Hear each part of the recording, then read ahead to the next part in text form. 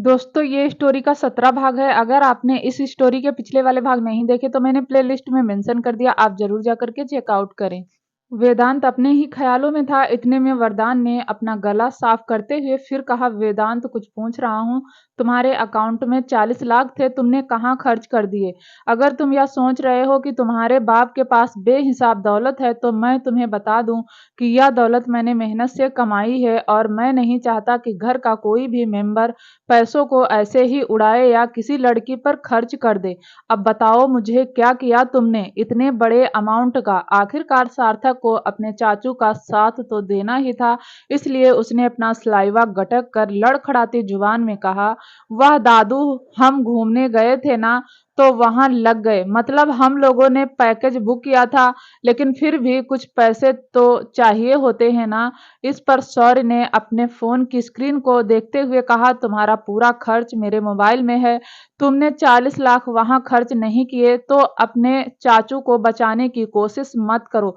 चुपचाप फूफा जी के बातों का जवाब दो। अगर हमें पता चल गया कि तुम लोग उल्टा सीधा काम करते हो तो इस घर से तुम्हें निकालने में हमें ज्यादा वक्त नहीं लगेगा।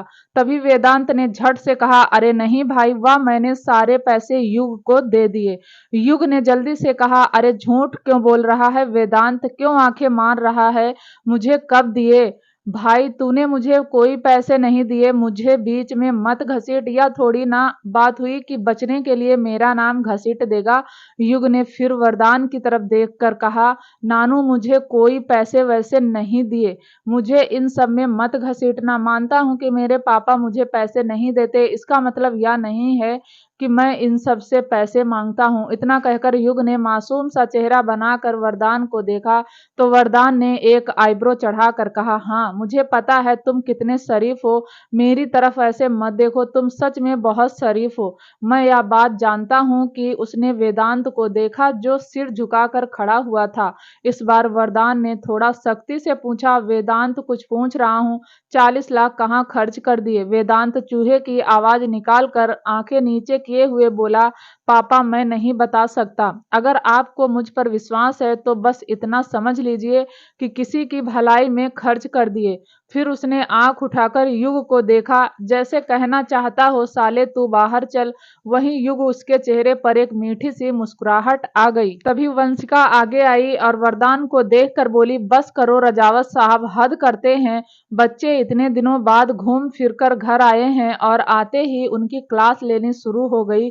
अरे 40 लाख खर्च कर दिए तो क्या हुआ, हमारा बेटा है। वरदान बोला, बेटा है इसीलिए कह रहा हूँ कि हिसाब से खर्च करे, मुझे बताए कि कहाँ खर्च कर रहा है। इसे चैरिटी करनी है, अच्छे काम में पैसे खर्च करने हैं तो मुझसे और ज्यादा पैसे ले जाए। लेकिन यह देखो, तुम्हारे बेटे ने तो किसी संजना नाम की लड़की को 40 लाख की शॉपिंग करवा दी। यह कहकर वरदान ने मोबाइल वंशिका की तरफ बढ़ा दिया और बदमाशों की टोली ने कसकर आंख बंद कर ली। अब बस वेदांत की ही बैंड नहीं बजती, बल्कि अब सबकी बैंड बजने वाली थी। पहले तो बस वेदांत खड़ा था, लेकिन अब धीरे धीरे सब खड़े हो गए। इस बार वंशिका ने पूछा, वेदांत क्या है यह सब? तुमसे कितनी बार पूछा है कि तुम्हारी जिंदगी में कोई लड़की है तो बता दो, हम खुशी खुशी तुम्हारी शादी उससे करवा देंगे। लेकिन यह क्या, अब तुम हमसे झूठ बोलोगे, उस लड़की को शॉपिंग कराओगे और हमें बताओगे भी नहीं? और तो और अपने पापा से कह रहे हो कि भलाई का काम किया है। यह कौन सा भलाई का काम है कि अपने माँ बाप से छुपा कर तुम अपनी गर्लफ्रेंड को शॉपिंग करवा रहे हो? वेदांत कुछ नहीं बोला। वरदान ने फिर हल्के गुस्से में कहा, या तो जवाब दे दो या फिर कल से ऑफिस आओगे और अपनी गर्लफ्रेंड से मिलवा दो। मिलना चाहते हैं हम तुम्हारी गर्लफ्रेंड से ताकि तुम्हारी और उसकी शादी करवा दें। अब वेदांत चुप नहीं रहना चाहता था। उसने युग को देखा और एक मुस्कुराहट पास कर दी और फिर वरदान को देखकर कहा, रजावत साहब मेरी गलती नहीं है, युग की गर्लफ्रेंड है। युग के पास पैसे नहीं थे, इसीलिए मैंने उसके कहने पर उसे शॉपिंग करवा दी। यह सुनते ही सबकी आंखें तो बाहर आ गई। कहते हैं ना कि कर्म पलट कर वापस आता है। युग का चेहरा मुरझा गया और वेदांत के चेहरे पर मुस्कुराहट आ गई। सब युग को देखने लगे। युग बोला, एक्चुअली वह मेरी गर्लफ्रेंड नहीं है, वह तो क्रिस की एक्स है। अब सब क्रिस का मुंह देखने लगे और कुछ उसकी आंखें ऑलमोस्ट बाहर आ गई। वह तो सपने में भी संजना जैसी लड़की को गर्लफ्रेंड नहीं बनाता और यहाँ तो सब ने उसे क्रिस की एक्स बना दिया था। थोड़ी देर तक सब क्रिस के बोलने का इंतजार करते रहे। क्रिस ने भी अपना दिमाग दौड़ाया और सार्थक की ओर देख कर कहा, अब चुप क्यों है, बता क्यों नहीं देता, कौन है वह लड़की, कब तक हम तीनों भाई तेरी गलतियों को छुपाते रहेंगे। सार्थक, अब बहुत हुआ, बता दे सबको कि कौन है वह लड़की। सार्थक, वह तो अब आंखें फाड़े सबको देख रहा था। उसे तो पता भी नहीं था कि इन सब में वह भी बिक जाएगा। सब तो अपनी अपनी बात बोलकर एक साइड हो गए और सार्थक सोच रहा था कि वह ऐसा क्या कहे कि वह भी बच जाए। इतने में क्रिस ने फिर कहा, सार्थक, हम सब तेरे साथ हैं, बता दे कौन है वह लड़की, कोई तुझे कुछ नहीं कहेगा, मैं गारंटी लेता हूँ। सार्थक का मन कर रहा था कि वह क्रिस का सिर अभी फोड़ दे। बेचारा आज ही वापस आया था और आज ही क्रिस के कहने पर उसके प्लान में शामिल हो गया और बदले में क्या मिला, सारा ठीकरा उसी के ऊपर फूटने वाला था। सार्थक थोड़ा सा सीरियस होते हुए वरदान की ओर देख कर बोला, नानू आप गुस्सा मत होना, लेकिन वेदांत ने सही कहा, वह हमारी गर्लफ्रेंड है, ना कि हमारी एक्स, और नेक्स्ट वह तो किसी की हो ही नहीं सकती। सब सार्थक को हैरानी से देखने लगे तो सार्थक ने अपनी बात जारी करते हुए कहा, दादू वह लड़की पागल है, वह क्या है ना, उस लड़की के बॉयफ्रेंड ने उसे ठीक किया है और वह इस सदमे को बर्दाश्त नहीं कर पाई और पागल हो गई। अब वह दूसरे लड़के को अपना बॉयफ्रेंड समझती है, हम भी उन्हीं में से एक हैं। अब उसकी खुशी के लिए वेदांत ने उसे 4 लाख की शॉपिंग करवा दी, लेकिन मानो हम कुछ गलत नहीं कर रहे हैं, हमने उसे शॉपिंग करवाई और फिर इज्जत के साथ उधर उसे पागल खाने छोड़कर आ गए। सच कह रहा हूँ दादू। इतना कहकर सार्थक ने बड़ा मासूम सा फेस बनाया और बाकी बदमाशों की टोली वह भी इमोशनल होकर रजावत साहब को देखने लगी। वहीं शौर्य ने एक नजर सांझ को देखा जिसकी आंखों में पानी था। बेशक बदमाशों की टोली के लिए वह एक मजाक कर रहा हो, लेकिन पागलपन सब ने झेला था। शौर्य अपनी जगह से उठा, उसने सांझ की तरफ अपनी बाहें फैला दी और सांझ भी अपने आंसू पोंछती हुई शौर्य के पास आई। शौर्य ने सांझ को गले लगा लिया और उसके कमर को रब करता हुआ बोला, जो बीत गया सो बीत गया, अब तो तुम ठीक हो ना, और देखो चंगा भला बेटा भी है हमारा। सांझ ने हाँ में गर्दन हिला दी और शौर्य ने उसे साइड से गले लगाकर उसके बालों को चूम लिया और तभी सार्थक ने अपने मम्मी पापा की नजर उतारते हुए कहा, मेरे हीर रांझा को किसी की नजर ना लगे। यह सुनकर सब हंसने लगे। वहीं वरदान ने सार्थक को देखकर कहा, अगर तुम्हारी बात गलत हुई या इसमें जरा सा भी झूठ हुआ तो तुम सोच नहीं सकते कि तुम्हारा और तुम्हारे चाचू का मैं क्या करूंगा। अब वेदांत ने वरदान की कमजोर नस को दबाते हुए वंशिका से कहा, देखा देखा, आपको मुझ पर भरोसा ही नहीं है, मतलब इन्हें लगता है कि इन्होंने एक नालायक बेटे को पैदा किया है, जबकि आप तो जानती हैं ना कि मैं कितना लायक हूँ। इतना कहकर वेदांत अपनी माँ वंशिका को गले लगा लिया। बस फिर क्या था, माँ की ममता जाग गई और वंशिका ने वरदान को देखकर कहा, बस बहुत हुआ, हर बार मेरे बेटे को यह सब कहने की जरूरत नहीं है, मैं बर्दाश्त नहीं कर पाऊंगी। मेरे बच्चे आज ही घर आए हैं ठीक से, उन्होंने खाना भी नहीं खाया और आप हो कि अपनी वकालत लेकर बैठ गए। मान लेती हूँ उन्होंने पैसे कहीं गलत जगह खर्च किए तो क्या हो गया। वेदांत अपनी माँ के गले लगे हुए इमोशनल होकर बोला, माँ मैं सच कह रहा हूँ, हमने उस पागल औरत को ही शॉपिंग करवाई है, सच कह रहा हूँ। फिर हम उस औरत को पागल खाने भी छोड़कर आए। वंशिका ने अपने दोनों हाथ वेदांत के गाल पर रखकर कहा, हाँ क्यों नहीं, मैं जानती हूँ मेरा बेटा झूठ नहीं बोलता, आखिर उसने मेरी परवरिश जो है। चलो अब तुम चारों जाकर आराम कर लो, मैं भी तुम्हारे पापा को खाना दे देती हूँ।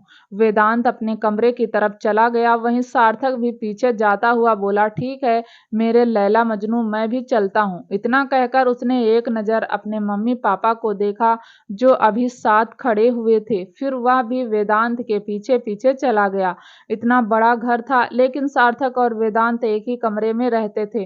दोनों का एक दूसरे के बिना मन नहीं लगता था। वहीं युग और कृष्ण ने भी वरदान की तरफ देखकर हाथ जोड़कर कहा, अच्छा चाचू, हम भी चलते हैं। वंशिका ने हाँ में गर्दन हिलाई और युग और कृष्ण वहां से चले गए। दूसरी तरफ अनिरुद्ध बालकनी में चेयर पर बैठा हुआ था। अब उसकी तबीयत काफी हद तक ठीक हो गई थी। आज अनिरुद्ध आराध्या के बीच कोई बात नहीं हुई। न अनिरुद्ध ने आराध्या को समझाने की कोशिश की और न ही आराध्या ने अपने और अभिमान के रिश्ते के बारे में अनिरुद्ध को बताने की कोशिश की। आराध्या इस वक्त किचन में डिनर का इंतजाम कर रही थी, लेकिन उसका दिमाग बहुत खराब था। आज तो कुछ भी फ्लैट में हुआ वह ठीक नहीं था। आराध्या जानती थी कि उसकी शादी अगर अभिमान से हुई तो रिश्ते और ज्यादा उलझ जाएंगे, लेकिन अभिमान ने कोई ऑप्शन ही नहीं छोड़ा था। अनिरुद्ध बालकनी में बैठा था और तभी उसकी नजर राघव की बालकनी की ओर गई, जहां उसने फिर से एक परछाई देखी। अनिरुद्ध का दिल जोरों से धड़कने लगा। उसे राजवीर की कही हुई बात याद आ गई कि भूत होते हैं और वहां ज्यादा होते हैं जहां कोई रहता नहीं है। अनिरुद्ध यह बात अच्छे से जानता था कि राघव अपने फ्लैट में नहीं रहता, कभी कभी आता है, तो हो ना हो यह परछाई किसी भूत चुड़ैल पिशाचनी की ही है। अनिरुद्ध जैसे तैसे वहां से उठा और अपने कमरे के अंदर आ गया। दूसरी तरफ अभिमान भी एक क्लब में बैठा हुआ था। उसके हाथ में एक ड्रिंक का गिलास था। अभिमान को बार बार वह पल याद आ रहा था जब आराध्या ने बाजू पकड़कर उसे अपने फ्लैट से बाहर खड़ा कर दिया था और उसके मुंह पर गेट बंद कर दिया था। चाह कर भी अभिमान उस बात को भूल नहीं रहा था। अभिमान का ईगो हर्ट हो गया था। अभिमान ने हाथ में पकड़े हुए गिलास की ड्रिंक पूरी खत्म की और फिर लाल आंखों से खुद से बोला, आराध्या, तुम्हें तो मैं छोड़ूंगा नहीं। मैं जितना तुम्हारे साथ प्यार से बात करता हूँ, तुम उतना ही मेरे प्यार का नाजायज फायदा उठाती हो, लेकिन इस बार नहीं होगा। तुम एक बार रघुवंशी मेंशन तो आ जाओ, फिर बताता हूँ तुम्हारे उस भाई को कि अभिमान रघुवंशी से पंगा लेने का क्या अंजाम होता है। अभिमान ने फिर एक और ड्रिंक का गिलास उठाया और तभी उस गिलास पर किसी लड़की ने अपना हाथ रखा। वह कोई और नहीं, ट्विंकल थी। ट्विंकल ने अभिमान के हाथ से गिलास लेकर कहा, बस करो अभिमान, कितना ड्रिंक करोगे? तुम भी ना उस थर्ड क्लास की लड़की की वजह से खुद को टॉर्चर कर रहे हो। क्या वह तुम्हारी लाइफ में इतनी स्पेशल है कि तुम उसके लिए खुद को परेशान कर रहे हो? अभिमान ने ट्विंकल की ओर देखकर गुस्से में कहा, तुम्हें इससे मतलब है कि वह मेरी लाइफ में कितनी स्पेशल है या कितनी स्पेशल नहीं है? निकलो यहाँ से। अभिमान के ऐसा बोलने से ट्विंकल को बहुत बुरा लगा, लेकिन फिर भी उसने अपना गुस्सा कंट्रोल कर लिया और फिर से अभिमान को समझाते हुए बोली, तुम उस लड़की के लिए खुद को परेशान क्यों कर रहे हो? अभिमान का दिमाग पहले ही खराब था, ऊपर से बार बार ट्विंकल का सवाल करना उसे और ज्यादा गुस्सा दिला रहा था। लेकिन वह यह भी जानता था, अगर उसने ट्विंकल के साथ बदतमीजी की तो सीधा उसके पापा के पास रोते हुए जाएगी और फिर उसके पापा उसे ही डांट लगा देंगे।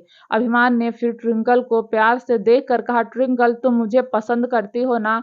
ट्विंकल की आंखों में चमक आ गई। हालांकि वह यह नहीं समझ पाई अभिमान जो अभी अभी इतना गुस्सा कर रहा था, वह एकदम से प्यार से बात कैसे करने लगा।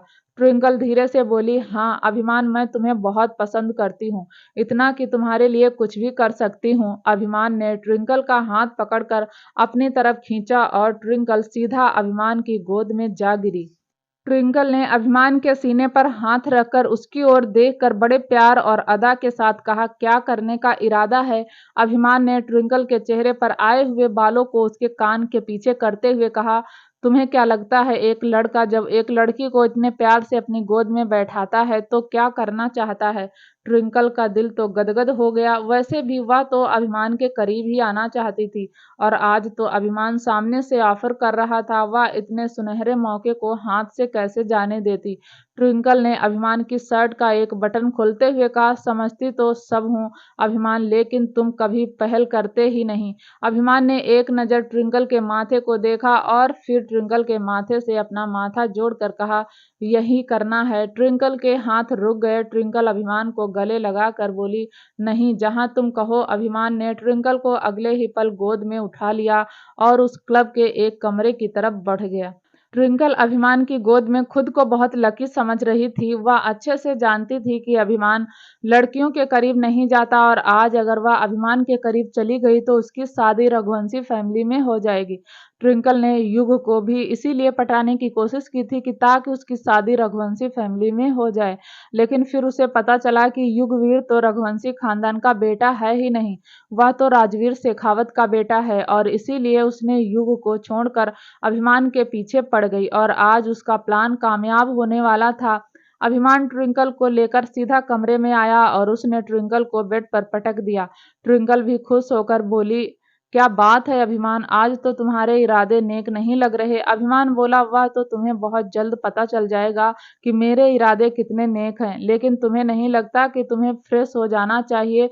ट्विंकल ने खुद को देखा तो वह पहले से ही फ्रेश थी, लेकिन फिर भी उसने अभिमान का दिल रखते हुए कहा, हाँ क्यों नहीं, और बाथरूम की तरफ जाने लगी। और तभी उसने पलटकर अभिमान को देखकर कहा, लेकिन मेरे पास तो कपड़े नहीं है। अभिमान ने कबर्ड में से एक नाइटी निकालकर ट्विंकल के हाथ में रख दी।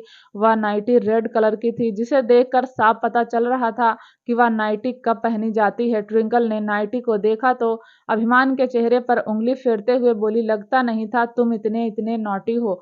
अभिमान ने ट्विंकल की कमर पर हाथ डालकर खुद से सटाते हुए कहा, अभी तो मेरा और ज्यादा नॉटीपन देखना है तुम्हें। ट्विंकल के चेहरे पर मुस्कुराहट आ गई और वह जल्दी से वॉशरूम में चली गई। उसके जाते ही अभिमान ने सबसे पहले वॉशरूम का गेट लॉक किया और फिर एक गहरी सांस लेकर खुद से बोला, यह आफत भी ना पता नहीं रघुवंशी मेंशन क्यों आती है, और एक मेरे पापा, अगर उन्हें पता भी चल जाए कि ट्विंकल के इरादे कैसे हैं तो भी वह हम भाइयों को ही डांटेंगे, कहेंगे कि सामने वाला कीचड़ में चल रहा है तो तू उससे बचकर चल सकता है। इतना कहकर अभिमान तो वहां से 9-2-11 हो गया। करीब 20 मिनट बाद ट्विंकल बाथरूम के बाहर आने के लिए गेट खोलने लगी, लेकिन वह गेट खुल ही नहीं रहा था। ट्विंकल ने गेट बजाया, जाकर अभिमान अभिमान जरा गेट खोल दो, लेकिन उसे कोई आवाज सुनाई नहीं दी। धीरे धीरे ट्विंकल पैनिक होने लगी और वह जोर जोर से दरवाजा पीटने लगी, लेकिन बाहर कोई भी नहीं था। ट्विंकल को समझते देर नहीं लगी कि अभिमान उसको बेवकूफ बनाकर चला गया। ट्विंकल ने हर जतन करके देख लिया ताकि वह उस बाथरूम से बाहर आ जाए, लेकिन हर बार ट्विंकल को नाकामी हासिल हुई। ट्विंकल को डर भी लग रहा था कि कहीं वह इस वॉशरूम में फंसकर ना रह जाए, और यही सब सोचती सोचती ट्विंकल बाथरूम में बैठकर रोने लगी।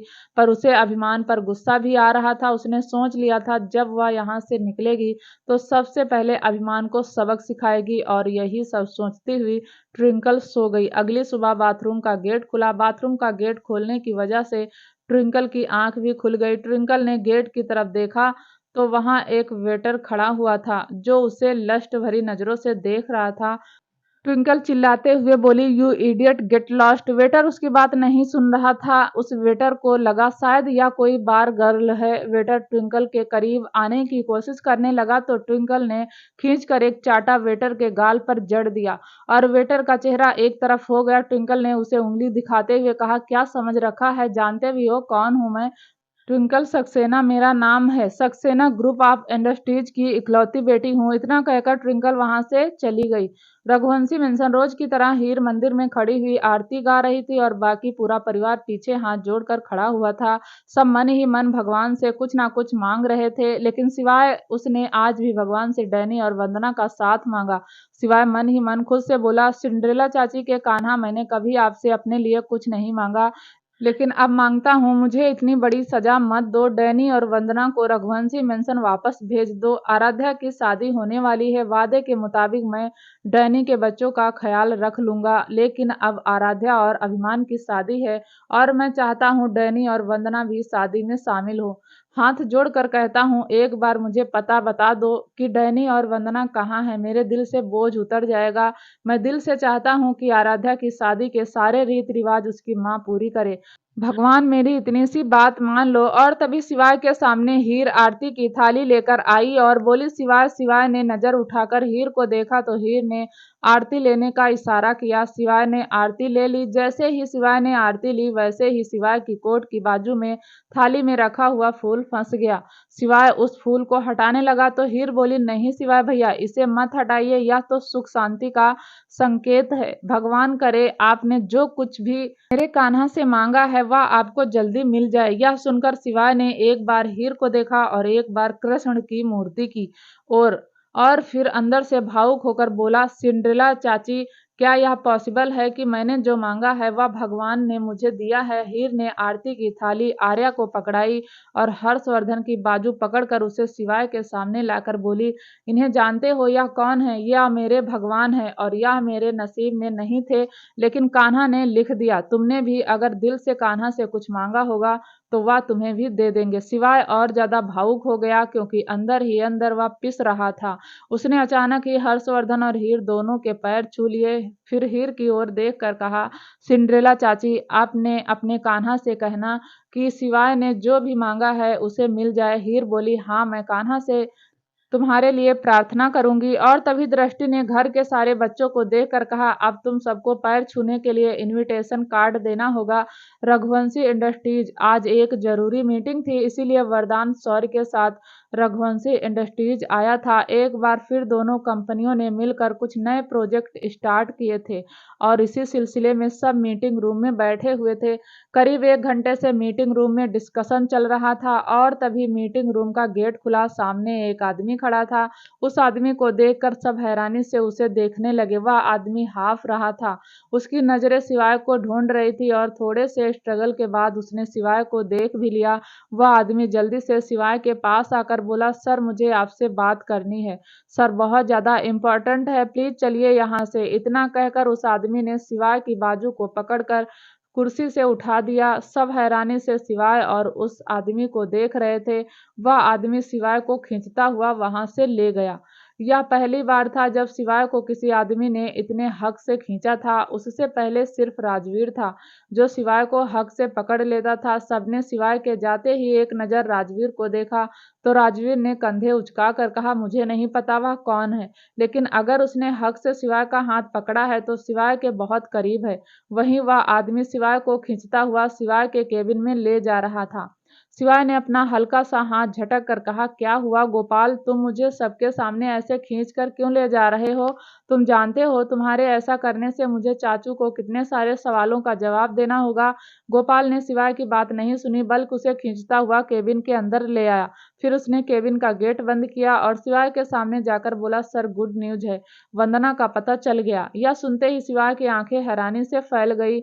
उसे अपने कानों पर यकीन नहीं हो रहा था। पिछले कितने ही सालों से उसने गोपाल को वंदना को ढूंढने के लिए लगाया हुआ था और आज गोपाल उसे सच में एक गुड न्यूज दे रहा था।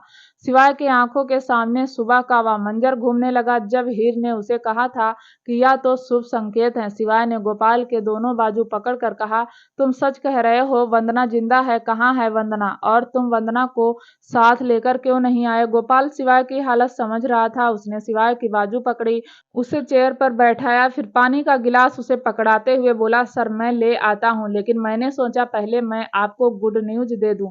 मैं अपनी आंखों के सामने आपको खुश होता हुआ देखना चाहता था, इसलिए सबसे पहले आपके पास आया। शिवाय के चेहरे पर एक तसल्ली भरी मुस्कुराहट आ गई। उसने पानी के गिलास से 2 घूंट पिए और टेबल पर रखते हुए कहा, अब बताओ मुझे, कहाँ है वंदना? गोपाल बोला, सर, महाराष्ट्र के किसी एनजीओ में है। मैं महाराष्ट्र नहीं गया, लेकिन अब चला जाऊंगा और वंदना को साथ लेकर आऊंगा। शिवाय बोला, नहीं, तुम अकेले नहीं जाओगे, मैं भी जाऊंगा। गोपाल बोला, सर, अभिमान सर की शादी है, कल से ही शादी के फंक्शन शुरू हो जाएंगे, आपका यहाँ रहना ज्यादा ठीक है। मुझ पर भरोसा कीजिए, मैं वंदना को लेकर जल्द आ जाऊंगा। शिवाय ने ना में गर्दन हिलाते हुए कहा, नहीं गोपाल, मेरी फैमिली बहुत बड़ी है, वह शादी को आराम से हैंडल कर लेगी और सबसे बड़ी बात, आर्या आर्या सब कुछ संभाल लेगी। मेरा जाना ज्यादा जरूरी है। तुम निकलने की तैयारी करो, हम आज रात महाराष्ट्र के लिए निकलेंगे और कल सुबह तक वंदना को लेकर वापस भी आ जाएंगे। गोपाल ने हाँ में गर्दन हिलाई और वहां से चला गया। उसके जाते ही शिवाय ने अपना फोन उठाया और आर्या को फोन किया। थोड़ी देर में दूसरी तरफ से आवाज आई, हाँ मिस्टर ऑलराउंडर, आज आपने दिन में मुझे कॉल किया, कोई खास काम? शिवाय इतना खुश था कि उससे बोला भी नहीं जा रहा था और कहीं ना कहीं उसकी खामोशी आर्या समझ भी रही थी। आर्या ने एक बार फिर कहा, बताओ ना शिवाय, क्या हुआ है? मेरा दिल कह रहा है कि आज कुछ अच्छा हुआ है। आपकी खामोशी में मुझे एक सुकून सा एहसास हो रहा है। शिवा ने बस कुछ शब्द कहे, आर्या वंदना मिल गई। यह सुनते ही आर्या की आंखों से खुशी के मारे पानी बहने लगा।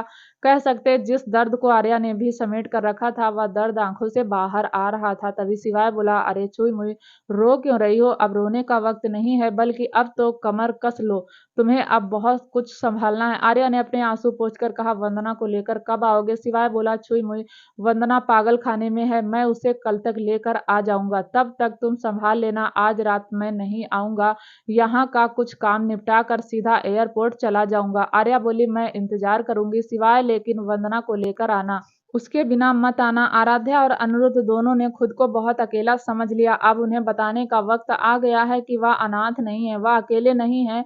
तभी शिवाय बोला, आर्या इस खुशी में किसी को कुछ मत बता देना, अभी हम किसी को कुछ नहीं बता सकते, जब तक मैं ना आ जाऊं तब तक तो बिल्कुल नहीं समझ रही हो ना? आर्या ने अपने आंसू पोंछते हुए कहा, हाँ समझ गई शिवाय, लेकिन वादा करो वंदना को लेकर आओगे।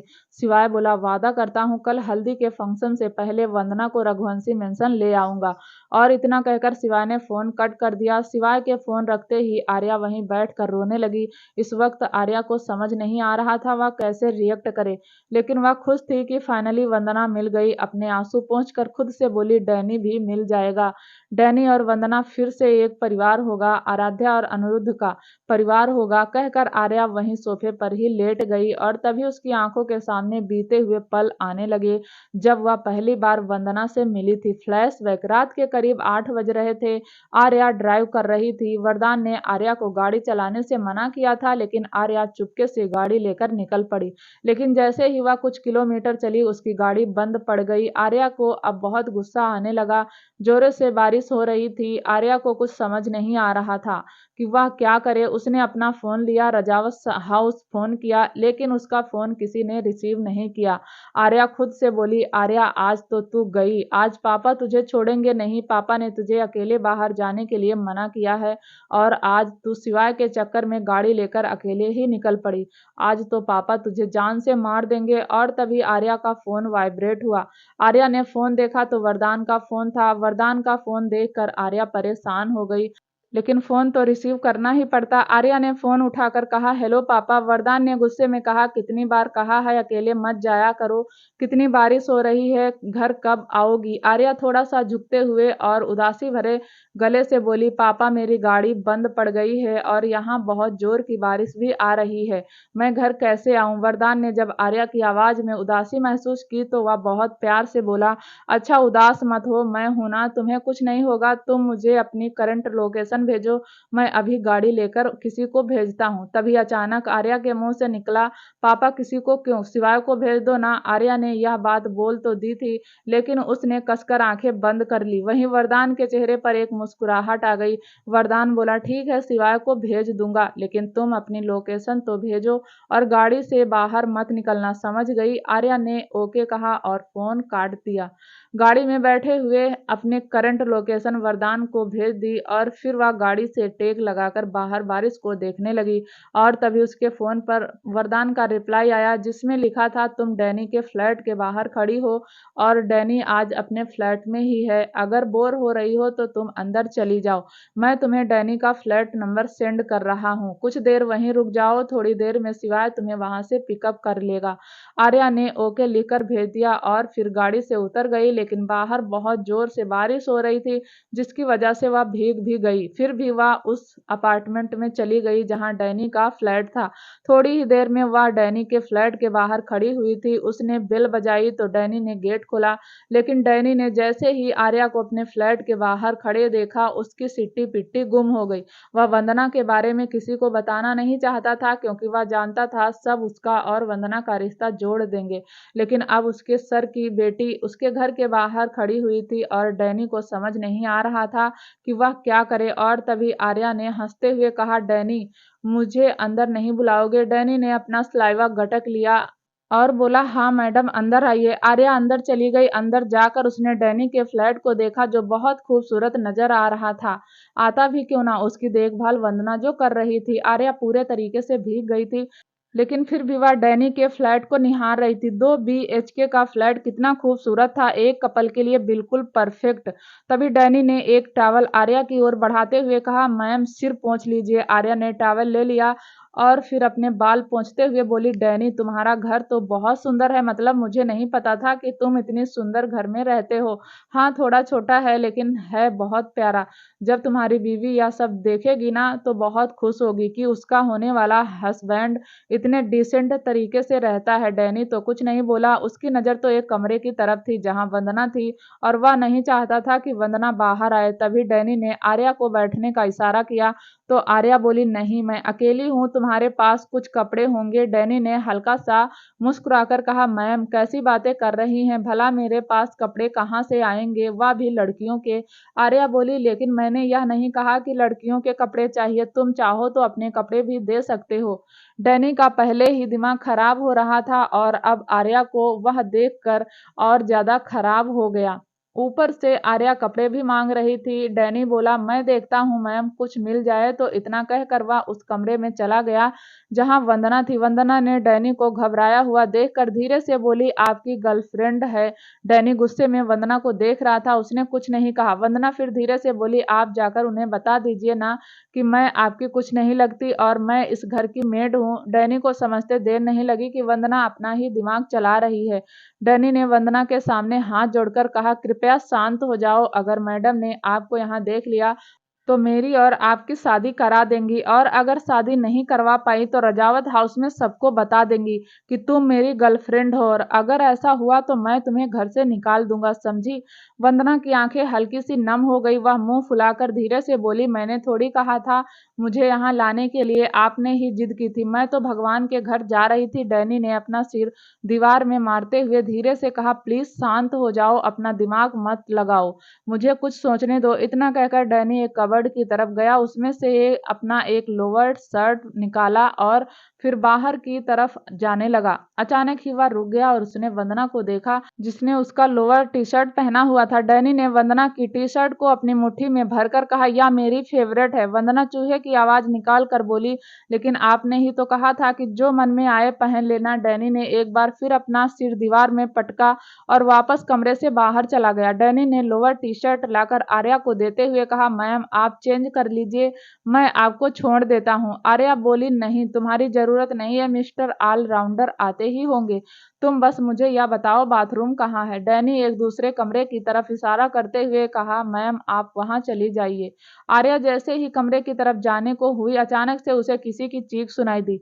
वह चीख किसी और की नहीं बल्कि वंदना की थी। वंदना चिल्लाते हुए कमरे से बाहर की तरफ भागी और सीधा सोफे पर चढ़ गई। वंदना को देखकर आर्या की आंखें हैरानी से फैल गई और तभी वंदना ने चिल्लाते हुए कहा, छिपकली छिपकली, और छिपकली का नाम सुनते ही आर्या भी सोफे पर वंदना के पास जाकर चढ़ गई और दोनों ही सोफे पर उछलने लगी। दोनों ही चिल्ला रही थी और दोनों ही आड़े टेढ़े मुंह बनाकर डर रही थी। उन दोनों को ऐसे देखकर डैनी ने तो अपने दोनों हाथ अपने सिर पर रख लिए और सोफे पर बैठ गया। थोड़ी देर में जब चीखने का प्रोग्राम खत्म हो गया तो आर्या ने हैरानी से वंदना को देखकर कहा, तुम कौन हो। वंदना धीरे से बोली, मैडम मैं वंदना। आर्या हैरानी से बोली, वंदना कौन वंदना। वंदना ने डैनी की ओर देखा तो आर्या ने भी डैनी की ओर देखते हुए कहा, कौन वंदना। डैनी ने भी आर्या को देखकर चूहे की आवाज में कहा, कौन वंदना। करीब 20 मिनट बाद तीनों ही डाइनिंग टेबल पर बैठे हुए थे। आर्या ने कपड़े चेंज नहीं किए थे क्योंकि अब उसे यह जानना था कि डैनी के फ्लैट में वंदना कौन है। आर्या ने डैनी की ओर देखकर कहा, कुछ पूछ रही हूँ। डैनी कौन है, यह लड़की तुम्हारी गर्लफ्रेंड है। डैनी ने ना में गर्दन हिला दी। आर्या ने फिर पूछा, तो बताओ ना कौन है यह लड़की। डैनी कुछ नहीं बोला, उसे समझ ही नहीं आ रहा था कि वह वंदना को आर्या से क्या कहकर इंट्रोड्यूस करवाए। और फिर आर्या ने वंदना की ओर देखा तो वंदना अपना सलाइवा गटकते हुए बोली, मैम मैं वंदना अनाथ हूँ, मरने जा रही थी तो इन्होंने बचा लिया, तब से इन्हीं के फ्लैट में हूँ, इन्हीं के दिए हुए कपड़े पहनती हूँ और इन्हीं का दिया हुआ खाना खाती हूँ, बदले में उनके फ्लैट को साफ कर देती हूँ, इससे ज्यादा मेरा इनका रिश्ता नहीं है, आप गलत मत समझना। वंदना ने यह बात इतनी दिल से कही थी कि आर्या भी इमोशनल हो गई। उसने वंदना को देखकर कहा, अनाथ। वह लोग होते हैं जिनका कोई नहीं होता, लेकिन तुम्हारे साथ तो डैनी है ना, तो फिर तुम अनाथ कैसे हुई? खुद को अनाथ मत कहो। आर्या आगे बोली, अच्छा अब तुम मेरे लिए एक कप चाय बना दोगी? मुझे बहुत ठंड लग रही है। और तभी वंदना बोली, मैम चेंज कर लीजिए ना। आर्या ने अपने कपड़े देखे तो ऑलमोस्ट सूख गए थे। आर्या बोली, नहीं रहने दो, अब तो लगभग सूख ही गए हैं, बस अब मुझे चाय पीनी है। वंदना किचन में चली गई। वंदना के जाते ही आर्या डैनी को देखा तो डैनी बोला, मैम आप मुझे ऐसे मत देखिए जैसे मैंने पता नहीं क्या कर दिया है, और आपसे एक रिक्वेस्ट है कि यह बात किसी को बताना मत कि मेरे फ्लैट में एक लड़की रहती है, वरना आप जानती हैं ना क्या होगा। प्लीज मैम आप मेरा इतना सीक्रेट अपने पास रख लेंगी? आर्या ने हाँ में गर्दन हिलाते हुए कहा, हाँ रख लूंगी, लेकिन एक बात सच सच बताओ, क्या तुम्हें यह लड़की पसंद नहीं है? डैनी ने ना में गर्दन हिलाते हुए कहा, अरे नहीं मैम, इसने जो कहा वह बिल्कुल सही कहा। यह मरने जा रही थी और मैंने इसे बचा लिया। तभी आर्या की नजर वंदना पर गई, जो चाय बना रही थी और बहुत इनोसेंट लग रही थी। आर्या ने डैनी से कहा, डैनी एक बात बोलूं, एक बार वंदना को देखो, वह कितनी मासूम है, कितनी सुंदर भी, कितनी प्यारी भी। तुम्हें नहीं लगता कि तुम्हें वंदना के साथ घर बसा लेना चाहिए? उसे देखकर ही लग रहा है कि वह जिंदगी भर तुम्हारे कहे अनुसार चलेगी, और ऐसी लड़कियां बहुत कम मिलती हैं, जानते हो ना। डैनी हल्का सा मुस्कुराकर बोला, अरे नहीं, मुझे शादी के चक्कर में नहीं पड़ना, मैं सिंगल ही ठीक हूँ। वैसे भी आप जानती हैं मैं आपके पापा का बॉडीगार्ड हूँ, कभी भी कुछ भी हो सकता है। आर्या बोली, डैनी मैं भी तुम्हारी पर्सनल लाइफ के बारे में बात कर रही हूँ, प्रोफेशनल लाइफ के बारे में नहीं। तो बेहतर होगा तुम अपने प्रोफेशन को एक तरफ रखो और मेरी बातों को ढंग से सुनो। मैं कह रही हूँ वंदना तुम्हारे लिए परफेक्ट है। एक नज़र वंदना को देखो तो क्या तुम्हारा मन नहीं करता कि जब तुम इस फ्लैट में वापस आओ तो कोई तुम्हारा इंतजार करता हुआ मिले? क्या तुम्हारा मन नहीं करता कि एक छोटा डैनी और एक छोटी वंदना तुम्हारे घर में हो? क्या तुम्हारा मन नहीं करता कि तुम्हारी लाइफ में कोई ऐसा हो जो तुम्हें बहुत प्यार करता हो? क्या तुम्हारा मन नहीं करता किसी को बाहों में लेकर सो जाओ? डैनी कुछ नहीं बोला। उसने एक नज़र पलट कर वंदना को देखा, जो सच में चाय बनाती हुई बहुत मासूम लग रही थी। डैनी ने वैसे तो ना जाने कितनी बार वंदना को देखा था, लेकिन आज उसके देखने का नजरिया थोड़ा सा अलग था। वह नजरिया उसके अंदर आर्या ने डाला था। वंदना को ऐसे देखकर डैनी के चेहरे पर एक हल्की सी मुस्कुराहट आ गई और आंखों में हल्की सी चमक। और तभी आर्या ने डैनी को समझाते हुए कहा, सोच क्या रहे हो डैनी? तुम्हें तो खुश होना चाहिए कि भगवान ने अपने आप ही तुम्हारे फ्लैट में एक लड़की को भेज दिया। देखो अगर तुम किसी और से प्यार करते हो या तुम्हारा किसी और से अफेयर है तो बात और है, लेकिन अगर तुम किसी से प्यार नहीं करते तो यह बहुत अच्छा ऑप्शन है। सच कहती हूँ यह तुम्हें दुगना प्यार करेगी, तुम्हारे प्यार में पागल ही ना हो जाए। और एक बात कहूँ, अगर तुम उससे थोड़ा बहुत झगड़ा भी करोगे तो तुम्हें छोड़कर नहीं जाएगी। और तभी डैनी बिना सोचे समझे बोला, मैं झगड़ा क्यों करूंगा, मैं तो उसे बहुत प्यार से रखूंगा। और अचानक ही डैनी ने कसकर आंखें बंद कर ली, क्योंकि उसने अपने दिल की बात बोल दी थी। और तभी आर्या ने मुस्कुराते हुए कहा, तो फिर मैं पापा से कहकर तुम्हारी शादी का मुहूर्त निकलवाती हूँ। डैनी ने हाथ जोड़ते हुए कहा, प्लीज मैम, अभी मैं बहुत कंफ्यूज हूँ। एक्चुअली आपके आने से पहले तो मैं बिल्कुल क्लियर था, लेकिन आपने मुझे कंफ्यूज कर दिया। जब तक मेरी कंफ्यूजन क्लियर नहीं होगी तब तक आप किसी को कुछ मत बताना। मैं हाथ जोड़कर कहता हूँ, आप मेरी इतनी सी बात मान लेंगी ना? आर्या ने हंसते हुए कहा, हाँ मान लूंगी, लेकिन उम्मीद करती हूँ कि फैसला वंदना के हक में ही होगा। और तभी वंदना 2 कप चाय लेकर उनके पास आ गई। वंदना ने चाय टेबल पर रखी। आर्या ने वंदना को बैठने का इशारा किया और वंदना बैठ गई। आर्या ने 2 कप देखकर कहा, तुमने अपने लिए चाय नहीं बनाई? वंदना ने ना में गर्दन हिलाते हुए कहा, नहीं, वह मैं चाय नहीं पीती। वंदना की बात सुनकर डैनी मन ही मन बोला, यह झूठ क्यों बोल रही है? चाय तो यह पीती है, बाद में पूछ लूंगा। थोड़ी देर में डैनी और आर्या ने चाय पी ली और तभी उनके घर की बेल बजी। जैसे ही बेल बजी वैसे ही आर्या के चेहरे पर एक मुस्कुराहट आ गई और डैनी के चेहरे पर भी, क्योंकि दोनों ही जानते थे कि शिवाय आ गया। लेकिन तभी डैनी ने हाथ जोड़कर आर्या से कहा, प्लीज मैम सर को मत बताना, वरना वह मुझे चिढ़ा चिढ़ा कर मार देंगे। क्या हो गया है? आर्या ने हाँ में गर्दन हिलाते हुए कहा, नहीं बताऊंगी, वैसे मेरे मिस्टर ऑलराउंडर दुनिया के सबसे अच्छे हस्बैंड है। वंदना तो हैरानी से आर्या को देख रही थी और तभी आर्या बोली, मेरे होने वाले हस्बैंड मुझे लेने आए हैं। यह बात तब की थी जब आर्या को पता नहीं था कि मिस्टर ऑलराउंडर से उसकी शादी पहले ही हो गई है। आर्या वहां से उठकर चली गई। उसने डैनी के फ्लैट का गेट खोला तो सामने शिवाय खड़ा था। शिवाय को देखकर आर्या के चेहरे पर मुस्कुराहट आ गई और अगले ही पल शिवाय ने आर्या की कमर पर हाथ डालकर बाहर की तरफ खींच लिया। आर्या ने सबसे पहले डैनी के फ्लैट का गेट बंद किया।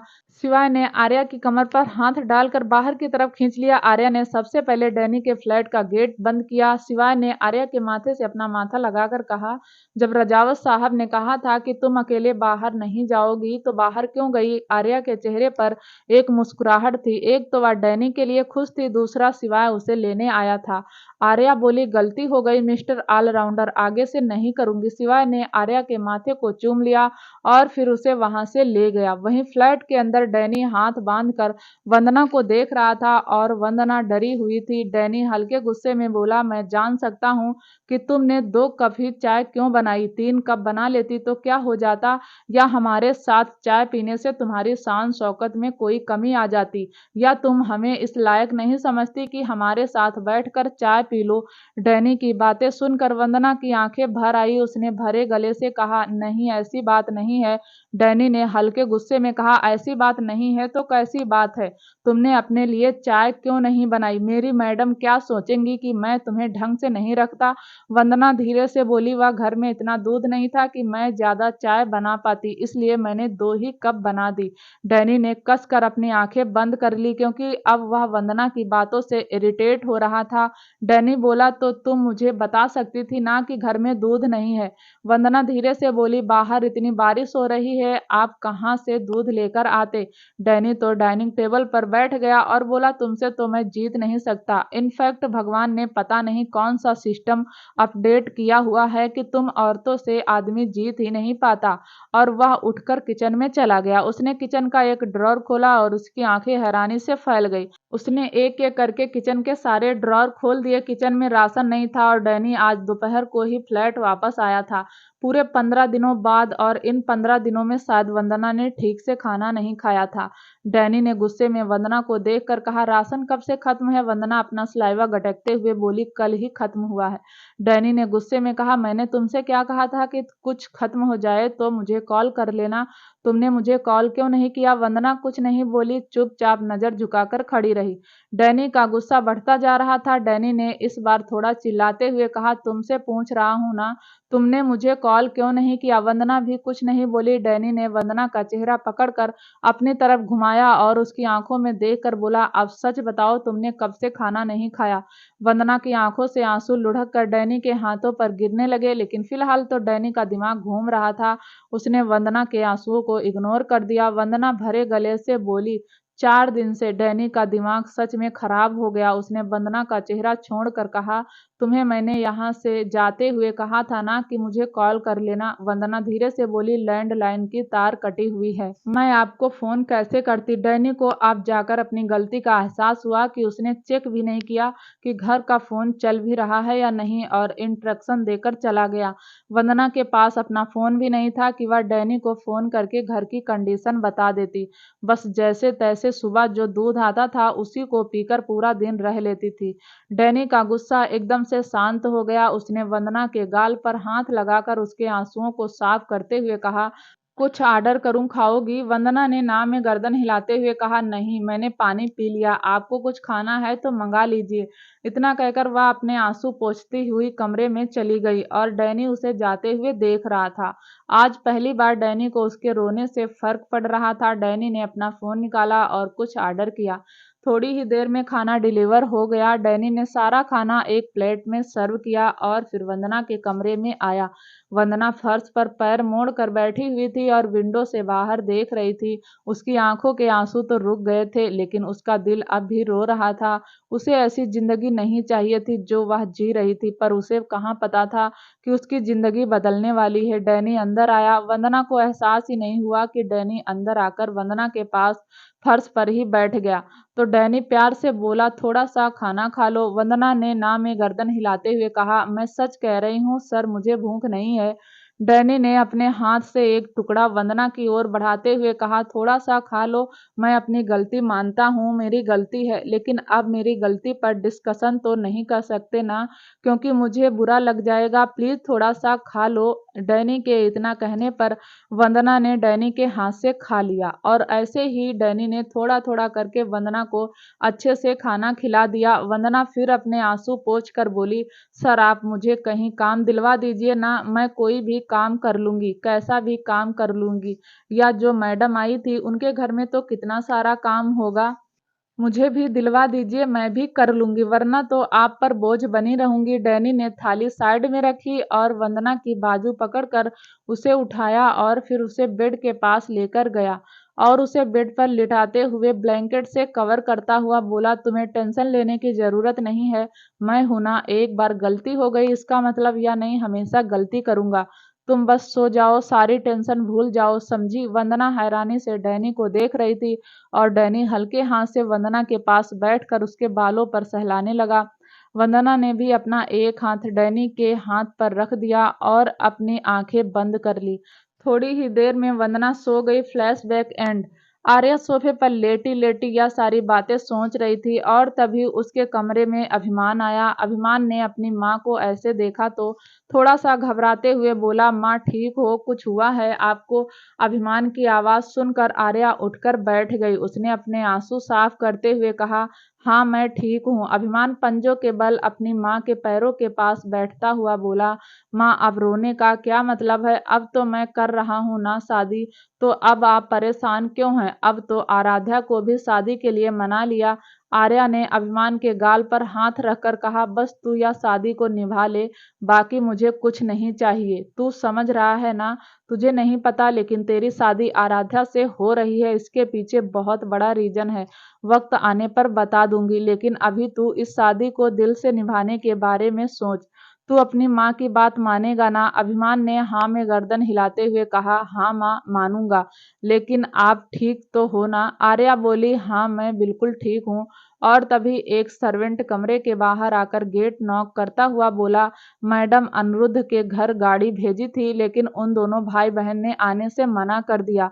दोनों ने ही कहा है कि वह कल सुबह ही आ जाएंगे। आर्या खड़ी हुई, उसने अपने चेहरे को साफ किया और फिर अपनी साड़ी का पल्लू ठीक करते हुए बोली, ड्राइवर ऐसा करो गाड़ी निकालो, मैं खुद उन दोनों को लेने जाऊंगी। इतना कहकर आर्या वॉशरूम में चली गई। थोड़ी देर बाद आर्या फ्रेश होकर बाहर आई। उसने अभिमान को देखकर कहा, अब तुम जाकर आराम कर लो, कल से शादी के फंक्शन शुरू हो जाएंगे, मैं उन दोनों भाई बहनों को लेकर आती हूँ। आखिर उन दोनों की नाराजगी जायज है। अभिमान को अब हल्का सा गुस्सा आ रहा था कि उसके माँ बाप अभी भी अनिरुद्ध और आराध्या के लिए परेशान थे, बल्कि अपने खुद के बेटे को इग्नोर कर रहे थे। अभिमान ने कुछ नहीं कहा और गुस्से में वहां से चला गया। आर्या भी वहां से निकल गई। आर्या सीधा मेंशन से बाहर आई जहां ड्राइवर उसका इंतजार कर रहा था। आर्या गाड़ी में बैठी और वहां से चली गई।